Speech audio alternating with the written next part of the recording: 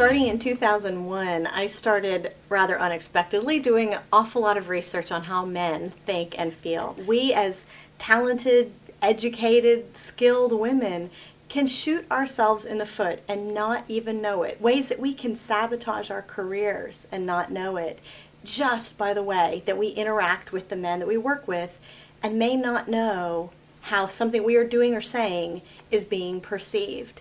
We've had so many programs for flex time, for example, or skills development. We've studied on-ramps and off-ramps and all these things that are very legitimate, very important. Most companies have developed a really good bucket of programs to help women advance.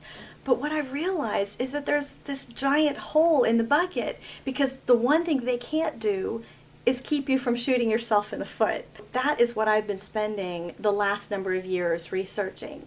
I've conducted a survey of men all over the country, multiple surveys actually, professionally developed scientific surveys of men all over the country to get what they're really privately thinking and feeling inside about us as women. And I hope that that one element will be a key factor in helping us advance in the way that I know all of us want to and are capable of. Let me show you a clip from the survey that I did, a nationally representative survey I'll explain in a minute, where I asked the men and the women on the survey, are there things that even skilled and talented women sometimes unintentionally do, basically to shoot themselves in the foot because they don't understand how they're being perceived?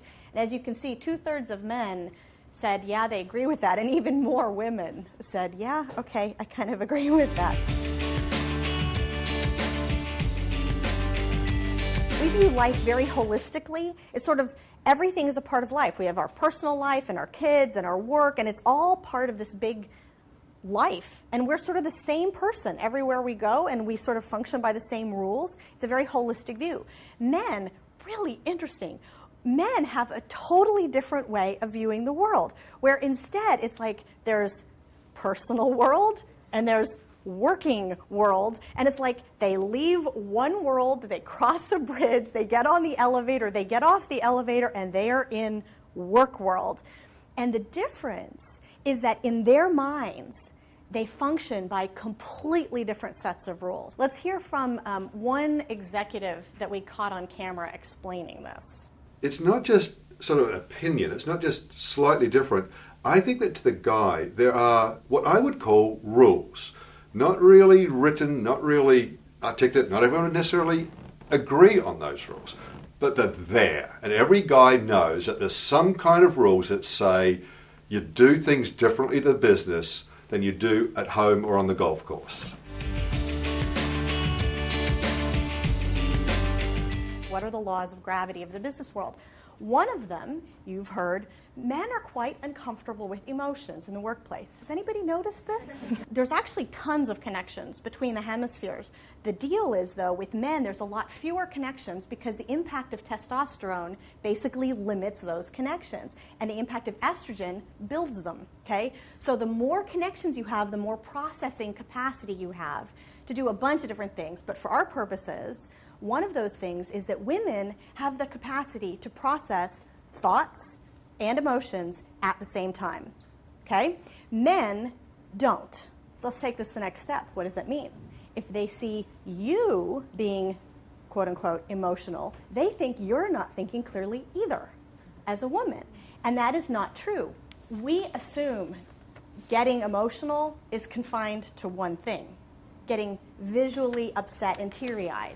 And it's not. In men's minds, that's just the starting point. And there's all these other things that men perceive as emotional. Let me give you just a few examples. We all know the getting tearful. How about getting defensive? Personality conflicts, any kind of personality conflicts. Or like, to a guy, it doesn't belong at work. It's one of those rules of the working world, right? This isn't personal, it's business. That's what a man means. Holding opinions too strongly is another one. So for a man to see a woman being emotional and say, well, she must not be thinking clearly, well, that would be his experience. So I thought that was really interesting because I have seen guys do that in the workplace and say, hey, you know, that woman must not be thinking clearly. Well, women just work differently, and we can think and experience emotions at the same time. I'm going to demonstrate for you as close as I can get to what the man's visual nature is like. Okay, I challenge you on something. Look at the letters and don't read the words. Okay? It's impossible, right? You can't look at the letters and not read the words. Your brain reads it without you ever intending to, and even when you're trying not to. That's what the man's visual nature is like. Basically, and I hate to say it so bluntly, but his brain reads great body before he's even aware of it. But let's look at this. This is actually the key statistic here. I gave the men a scenario, and I say in a business meeting, if a woman is standing up to give a presentation and she's all business, but she's wearing that low-cut top, what's sort of the impact? What's going through your mind? 2/3 of men say they're missing what she is saying. And let me tell you why. This is the way the men described it. They are spending their whole time going, look at her face, look at her face, look at her face. What did she say about that risk management number? Look at her face. What?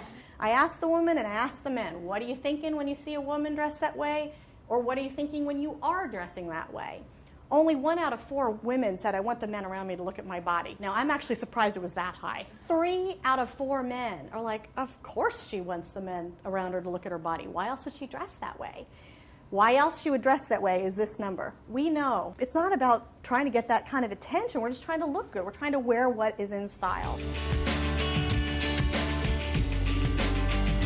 I feel like sometimes I too try to be, fashionable, and it made me wonder, do I need to wear a jacket every day, or do I need to wear a cardigan every day? And, how am I being perceived in the workforce by men?